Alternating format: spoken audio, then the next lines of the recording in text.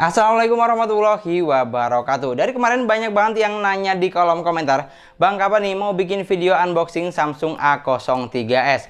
Bang bahas Samsung A03s dong, harganya murah tapi memiliki kapasitas RAM-ROM yang besar dan lain sebagainya. Dan sekarang di tangan saya sudah ada Samsung A03s. Kita akan unboxing dan review singkat HP ini. Jadi buat kamu yang dari kemarin nanyain, kamu harus banget tonton videonya dari awal sampai akhir. Bukan harus banget, tapi kamu wajib tonton videonya dari awal sampai akhir. Dan gak usah pakai lama, langsung saja kita unboxing.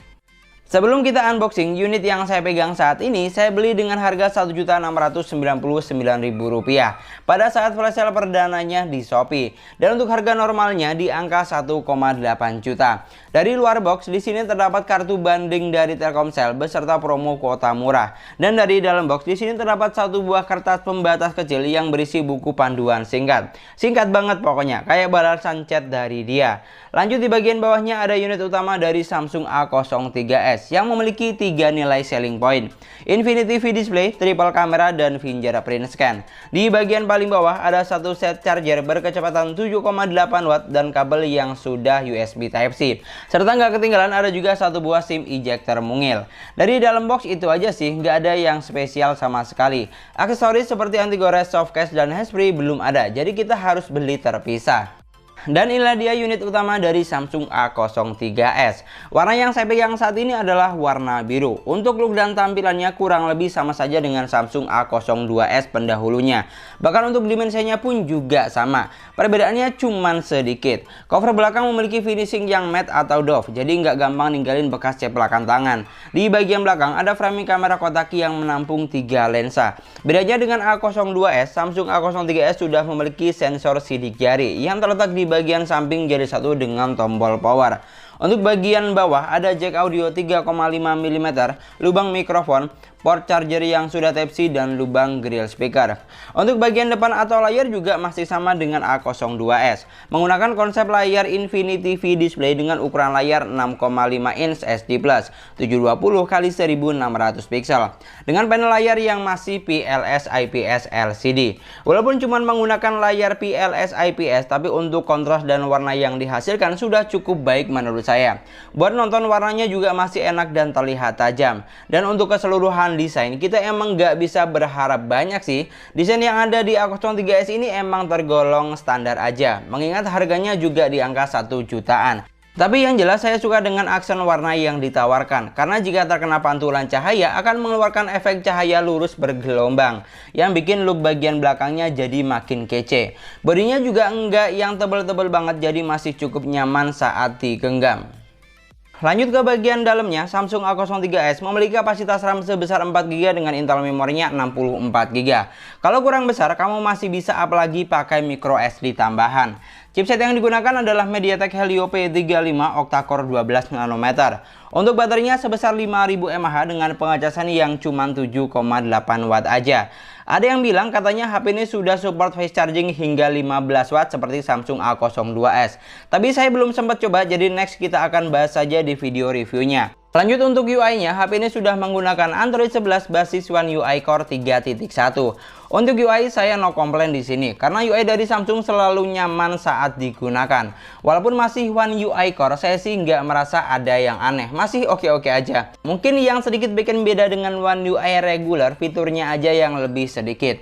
Tapi secara keseluruhan masih cukup oke kok, simple dan mudah dipahami. Dan yang perlu digarisbawahi, untuk urusan sensor HP ini sangat minim ya. Sensor penting seperti giroskop dan magnet belum ada di sini. Alhasil HP ini tidak bisa digunakan untuk cari arah kiblat atau kompas, dan kurang jos buat main game yang butuh sensor giroskop. Sebagai contoh buat main PUBG Mobile misalnya. Kalau kamu biasa main pakai giroskop, main di Samsung A03s ini jadi kurang menyenangkan dan butuh waktu buat penyesuaian.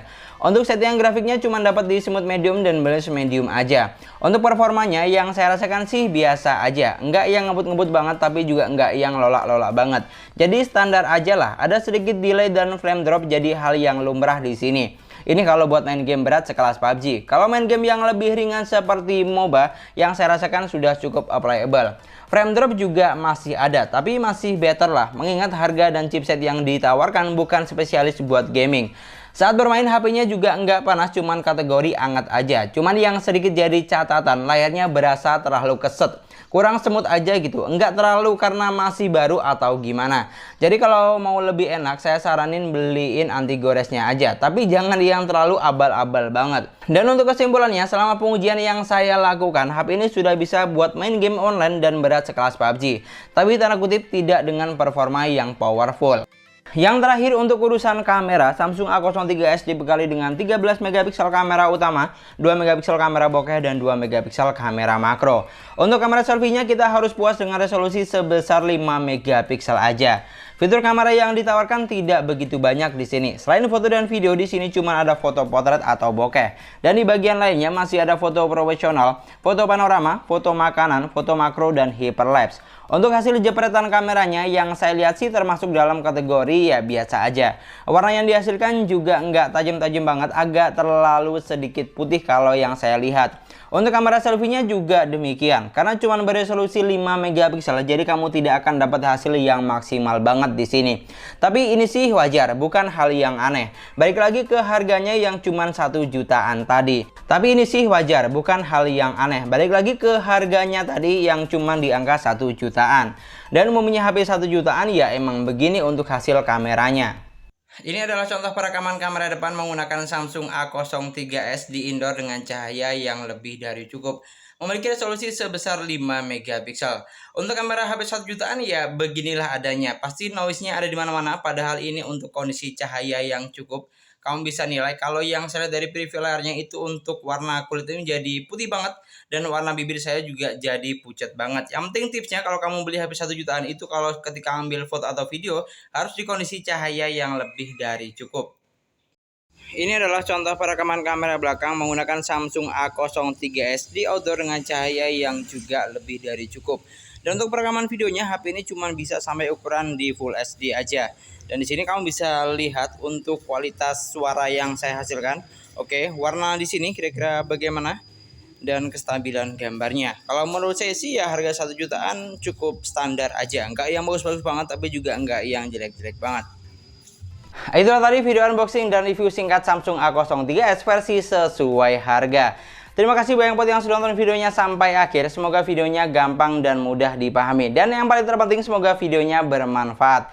Jangan lupa like dan komen videonya. Kalau misalnya ada yang salah atau ada yang kurang dalam penyampaian informasi, kamu bisa bantu koreksi dan tambahkan di kolom komentar. Jangan lupa juga subscribe channel sesuai harga. Kita ketemu lagi di video selanjutnya. Assalamualaikum warahmatullahi wabarakatuh.